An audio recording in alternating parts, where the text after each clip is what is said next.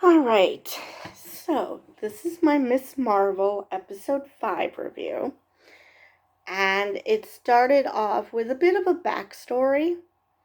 And who knew that watching a Marvel show would be so educational? So we see the beginnings of the partition, and we start off with Aisha running through the woods. We don't know why she's running. We just know she's running, and that a British soldier is chasing after her. So she finally turns and stabs him. And then she moves on to a village where she meets who will eventually become her husband. And she's enamored with him because of him talking about how they need to stand up and fight the British, but the way Gandhi teaches. And so she becomes enamored and she falls asleep in his field. He wakes her up and she threatens him because, she doesn't know who's waking her up.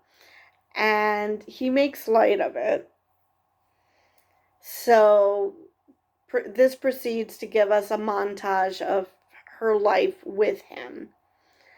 And like giving him the walking stick, which I'm actually surprised that happened so late, because I would think that that would be like the first thing she'd want to do for him is make a walking stick, but okay. So, but she's pregnant. Then we see a little bit of a montage of her with Sana and playing with her, and she's playing with the bangle. And then we get to 1947, where a man comes and is giving them milk and some food, and Hassan is so pissed off because he wants to be able to provide for his family, and he can't do that, and nobody's going to sell milk to Aisha, and it's because they're Muslim, even though this guy was trying to smooth things over and say, no, no, no, we're all in this together. He's not an idiot.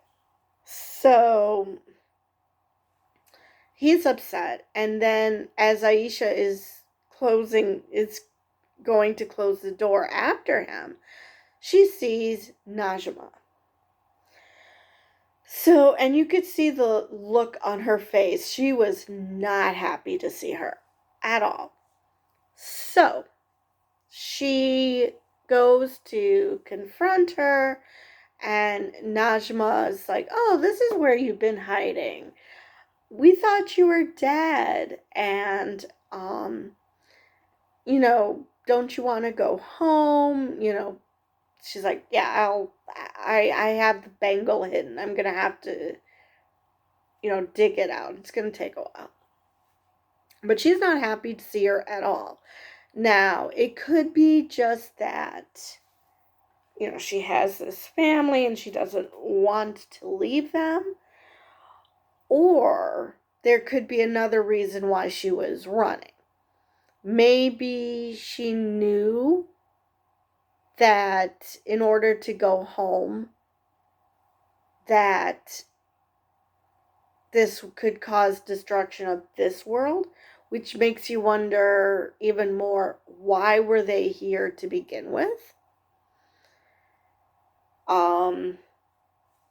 So yeah, we don't know why Aisha ran away. And so all of a sudden she does an about face like, we have to leave. Hassan's not happy because this is their family home. His father built it, and he doesn't want to leave.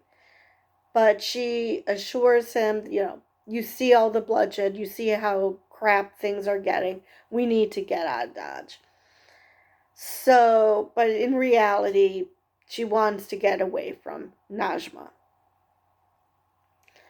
Now, as they're going to the train station, she's walking pretty fast, and Hassan's begging her to slow down because he can barely keep up. And when what she's trying to do is run away from Najma. Now, she finally shows him the magic of the bangle. Now, we don't know what exactly he saw, because even when she first put on the bangle, she asked, "Did you see that?" And I don't think they saw the energy flowing through her, so I don't know why he would, but he would see the bangle spread apart and go back in on itself. So that he would see. But I don't think he would see the purple energy. So she finally explains to him what's going on. Well, she explains about the bangle. I don't think she went into detail about how she's from an alternate dimension. Don't think she did that. And she just made him promise that no matter what, get Sana onto the train.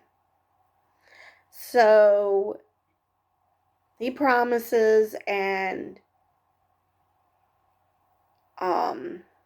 Aisha confronts Najma, and Najma just way too casually stabs her in the stomach. So, as this is happening, Sana gets separated from her father. The way she's calling for her mother leads me to believe she was actually looking for her. It's not that she was that she just accidentally got separated from her father. It's that she was looking for her mother. Maybe she sensed that her mother was stabbed. But anyway, at this point, Kamala is moving through the train station, and she finds Aisha. And Aisha's thrilled to see her because she thinks it's her daughter, her grown-up daughter, that she called from the future to help her now. And that's probably what she did when her eyes lit up. And she's like, no, I'm not your daughter. And I guess she mentioned that, Nani. And Aisha asks her to help her daughter get onto the train. So she dies, and Kamala is devastated. So then she finds Sana and says, let's play a game, and makes a platform. So the little girl gets on the platform, and because there's so many people trying to get on the train, Kamala gets knocked down, and it shatters the platform. And it shatters it into stars. And Kamala's like, whoa. And Sana uses the stars to find her father. And her father's convinced it's Aisha. And he's looking for Aisha. But he sees Kamala instead. So they get on the train, and Kamala, with her deed done, Kamala goes back to the future. And then we see this rift created, and Heather is the first to go through. She's thrilled that, the rift to their home world, to their home dimension is there. So she goes through, and I guess because they talk about Noor energy and that they're jinn, I guess that they're made of light, and that the body died, but they didn't. And I only think that because Najma, when she sees that, is absolutely excited to walk through that portal, despite what she just saw. So, but as far as Kamala is concerned, she died. So she's trying to convince Najma not to go through the portal and that it's going to kill everybody. So Najma goes through the portal, and as this is happening, Kamala is also having Kareem get all the people out of there. And she even makes a barrier so they can all run through without getting close to the portal. And she's pleading with Najma to not do this. And that, what about Kamran? She's like, what about him? I abandoned him. So she convinces her that, okay, you stole Aisha from her family. Don't do the same with Kamran. So as she's going through the portal, she said his name, and then some light goes into him. And I guess the portal closed. But light goes into Kamran, and he's having a seizure, apparently. And then he sees his hand all lit up. So, as this is happening, after this happens and the portal closes, Kamala turns around and only to see her grandmother and her mother. And now her mother knows the truth, and she finally understands that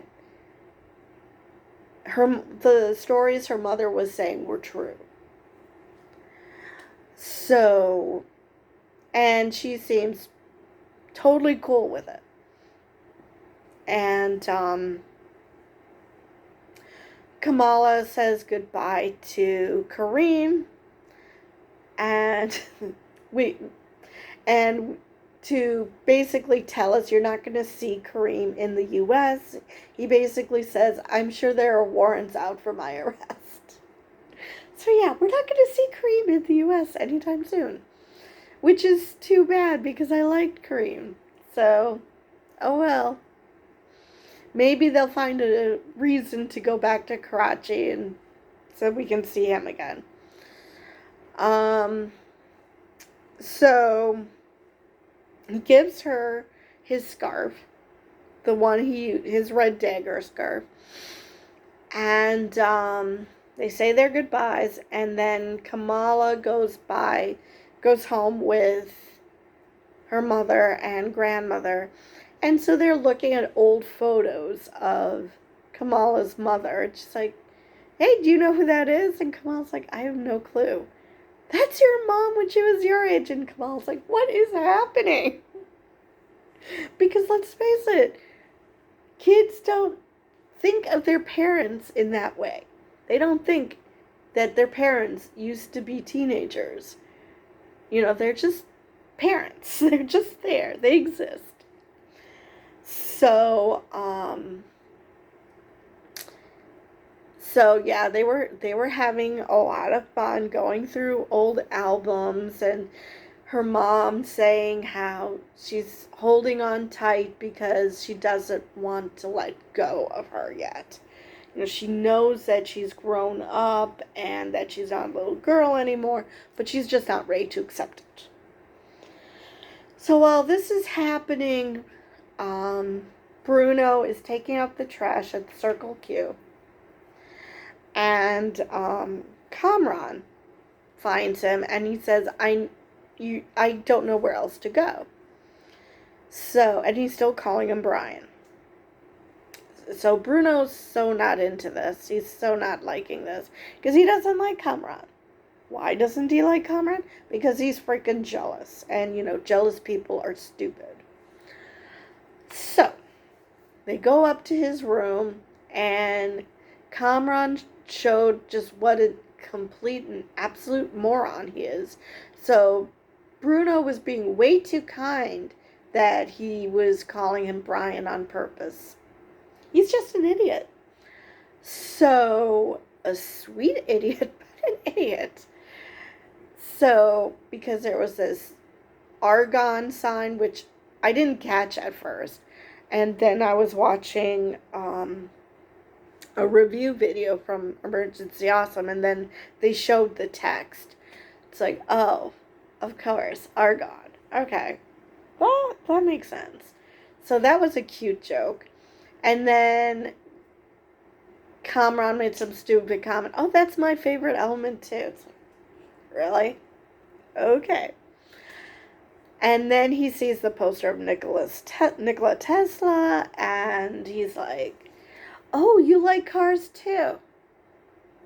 No. That's not why he has that poster. But Bruno is nice, and it's like, yeah. So Kamran sees that things are awkward between them, so he's like, let's start over. Kamran. And Bruno, I don't know, I wasn't paying close attention. Did you put out the wrong hand to shake? Because it was just weird, Bruno's reaction. And so he said his name, Bruno, and then it hit Kamran that this entire time he was calling him the wrong name, and he felt so bad about that.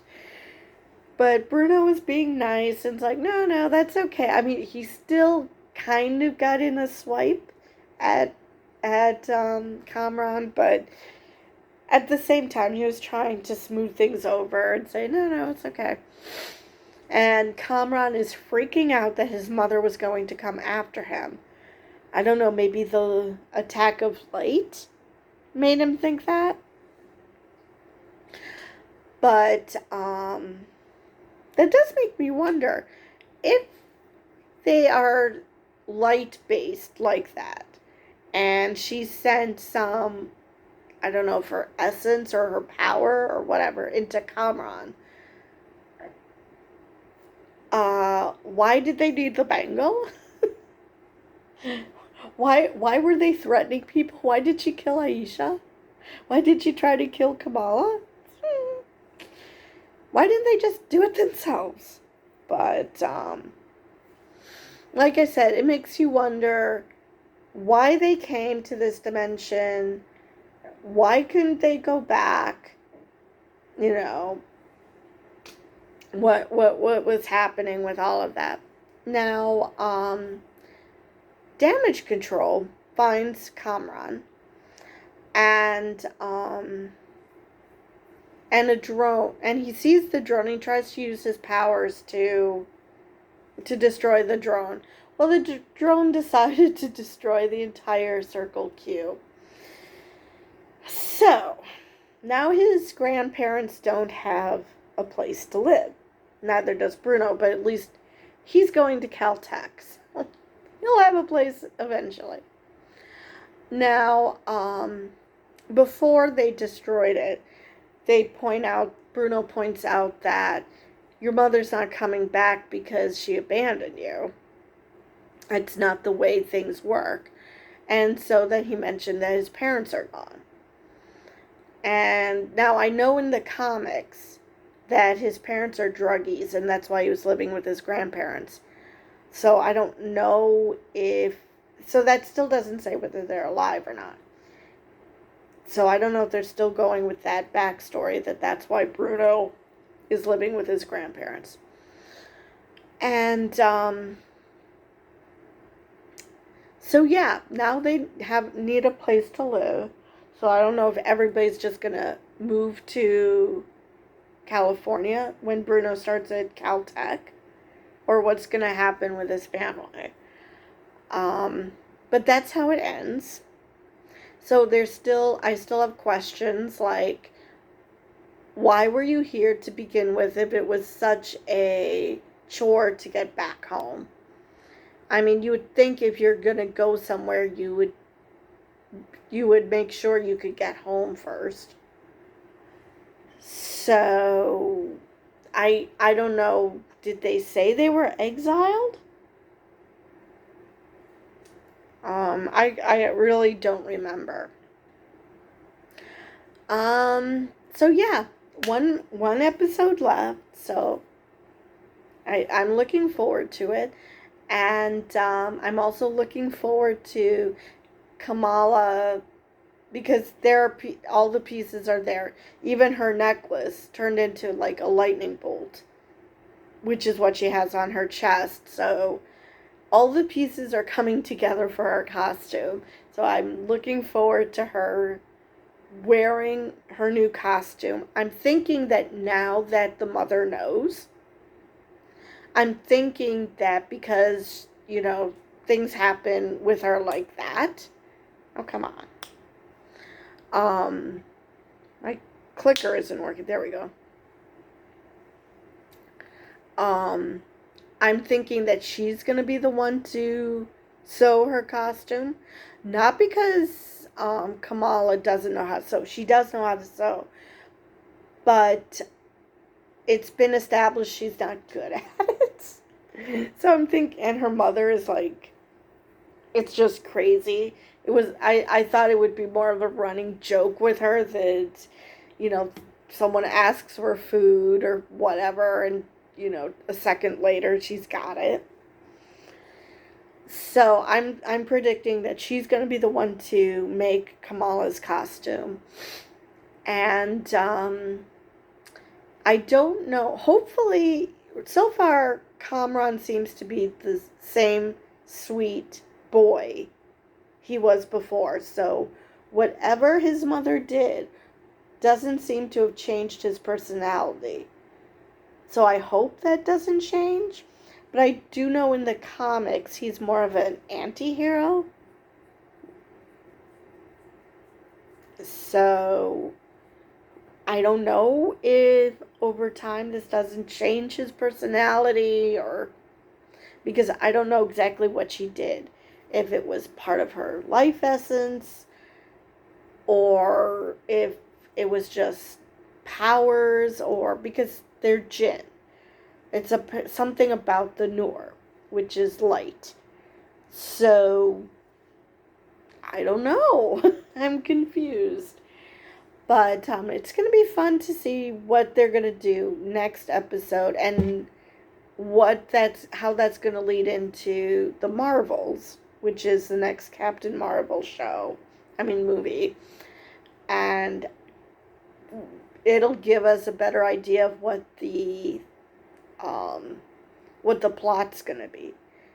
I mean, you'd expect that it would be involving the Kree and the Skrulls, because that is her whole thing. She's constantly monitoring Kree Skrull space. So I'm assuming we're going to keep with that theme.